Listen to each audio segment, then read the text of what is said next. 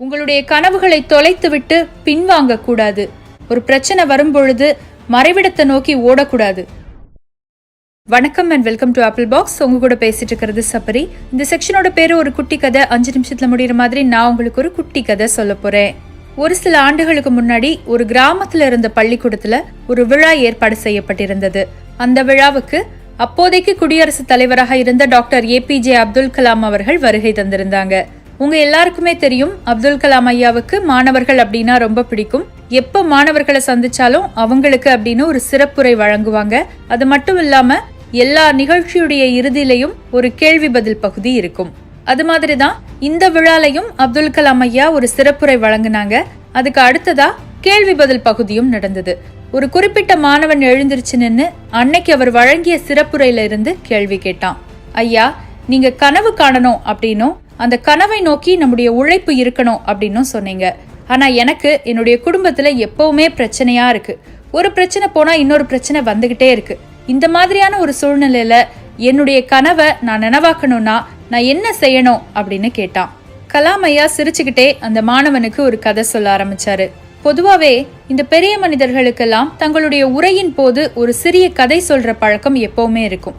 காரணம் என்னன்னா, நீங்க 1 மணி நேரம் அறிவுரை சொல்றதை விட ஒரே ஒரு சின்ன கதை சொன்னீங்க அப்படின்னா அந்த கருத்து நேரடியாக மனிதர்களை சென்று அடைந்து விடும். அந்த மாதிரி தான் அன்னைக்கு அப்துல் கலாம் ஐயாவும் ஒரு சின்ன கதை சொன்னாங்க. ரொம்ப காலத்துக்கு முன்னாடி ஒரு பெரிய காடு இருந்தது. அந்த காட்டுல நிறைய பறவைகள், விலங்குகள் எல்லாமே வாழ்ந்துட்டு வந்தது. இந்த பறவைகள் எல்லாம் என்ன செய்யும்? பகல் பொழுதுல தங்களுக்கான உணவை தேடி அலைய ஆரம்பிக்கும். சாயங்காலம் இருட்டுறதுக்கு முன்னாடி தன்னுடைய கூட்டுக்கு வந்து அடைஞ்சிரும். இந்த மாதிரி தான் அன்னைக்கும் பறவைகள் எல்லாமே பகல் பொழுதுல தங்களுடைய உணவை தேடி அலைஞ்சு திரிஞ்சிட்டு இருந்தது. இப்படி இருக்கும்போது அன்னைக்கு பார்த்து வானம் கருத்து மழை பெய்ய ஆரம்பிச்சிருச்சு. மழையில கொஞ்சம் கூட பறக்கிறதுக்கு திறன் இல்லாத பறவைகள் எல்லாம் எங்கேயாவது மறைவிடம் கிடைக்காதா அப்படின்னு தேடி மறைவிடத்துல போய் அடைக்கலமாயிருச்சு. கொஞ்சம் பறக்கிறதுக்கு திறன் இருக்கிற பறவைகள் எல்லாம் தங்களுடைய கூட்டை நோக்கி வேகமா பறக்க ஆரம்பிச்சுது. ஆனா ஒரே ஒரு பறவை மட்டும் மறைவிடத்தை தேடியும் அலையல, தன்னுடைய கூட்டை நோக்கியும் திரும்பல. தன்னுடைய இறக்கையில் பலத்தை பெருக்கி தான் இதுவரைக்கும் பறந்து கொண்டிருந்த உயரத்தை விட இன்னும் அதிகமான உயரத்துக்கு பறக்க ஆரம்பித்தது. அந்த பறவை தான் கழுகு. அப்படி அந்த பறவை பறந்துட்டு இருக்கும் போது கீழே தங்களுடைய கூட்டை நோக்கி திரும்பிக்கிட்டு இருந்த மற்ற பறவைகள் எல்லாம் மனசுல நினைச்சுக்கிச்சான், என்ன இந்த கழுகு, இதுக்கு அறிவே கிடையாதா? மழை பெய்யும் போது வேகமா தன்னுடைய வீட்டுக்கு போகணும் அல்லது மறைவிடத்தை தேடியாவது போகணும். இது ரெண்டுக்கும் இல்லாம இப்படி வேகமா மேல பறந்துட்டு இருக்கே அப்படின்னு. ஆனா இத பத்தி எல்லாம் இந்த கழுகுக்கு பயமே கிடையாது. மழையில நனைஞ்சுக்கிட்டே 2 மடங்கு பலத்தோட உயர உயர பறந்துகிட்டே இருக்கு. இப்படி உயரமாக பறந்த கழுகு கடைசியாக மழை மேகங்களுக்கும் மேலாக பறக்க ஆரம்பித்தது. நம்மள பலருக்கும் தெரிஞ்சிருக்கும், மழை மேகங்கள் இடித்து மேகங்களுக்கு கீழே தான் மழை பெய்யும். அந்த மேகங்களுக்கு மேல எந்த மழையும் கிடையாது. இந்த கழுகு மேல இப்போ ஒரு சொட்டு மழை கூட படல. மிகவும் தைரியமாக எந்த மழையிலும் நனையாமல் தன்னுடைய இறை தேடும் பணியை தொடர்ந்தது அந்த கழுகு. இப்படிதான் நீங்களும் இருக்கணும். ஒரு பிரச்சனை வரும்பொழுது மறைவிடத்தை நோக்கி ஓடக்கூடாது. மழையில நனைஞ்சிடக்கூடாதுங்கிறதுக்காக கூட்டுக்கு திரும்பிய பறவைகளைப் போல உங்களுடைய கனவுகளை தொலைத்து விட்டு பின்வாங்க கூடாது.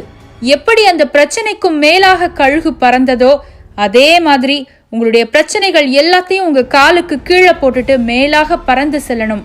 அந்த கழுக மாதிரி நீ இருக்கணும்னா கழுகு கிட்ட இருந்து 2 குணங்களை நீ வாங்கிக்கணும்.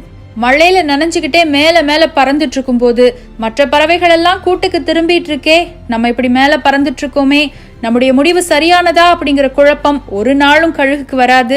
அந்த அளவுக்கு கழுகுக்கு மன வலிமை உண்டு.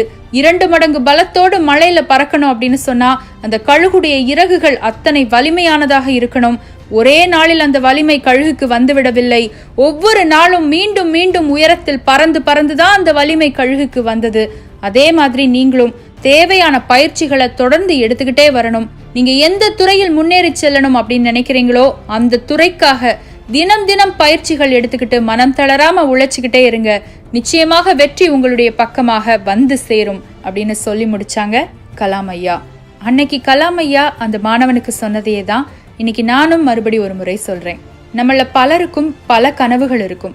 அந்த கனவுகளுக்கு எதிரான பிரச்சனைகளும் அவ்வப்போது வந்து கொண்டேதான் இருக்கும். அதனால எப்படி மழையின் போது மழை மேகங்களுக்கும் மேலாக கழுகு பறந்து செல்கிறதோ அதே மாதிரி உங்களுக்கு பிரச்சனை வரும் பொழுது அந்த பிரச்சனையை உங்களுடைய காலடியில் போட்டுவிட்டு நீங்கள் அந்த பிரச்சனைக்கும் மேலாக உயர்ந்து செல்லுங்கள். மன வலிமையும் பயிற்சிகளும் நிச்சயமாக உங்களுடைய கனவை ஒரு நாள் நனவாக்கும் அப்படின்னு சொல்லிட்டு இந்த கதையை நான் முடிக்கிறேன். இந்த கதை உங்களுக்கு பயனுள்ளதாக இருந்திருக்கும் அப்படின்னு சொல்லிட்டு நினைக்கிறேன். உங்களுடைய வாழ்க்கையில் ஒரு சிறிய மாற்றத்தை ஆகிலும் ஏற்படுத்தியிருக்கும் அப்படின்னு சொல்லிட்டு நம்புறேன். இன்னொரு நாள் இன்னொரு கதையோட நம்ம மறுபடியும் சந்திக்கலாம். அதுவரை உங்களிடமிருந்து விடைபெறுவது சபரி. நன்றி, வணக்கம். To enrich the minds and give the dreams to the young people and nurture the dreams with them, and they will become a great human being. Sometime they will become better than you.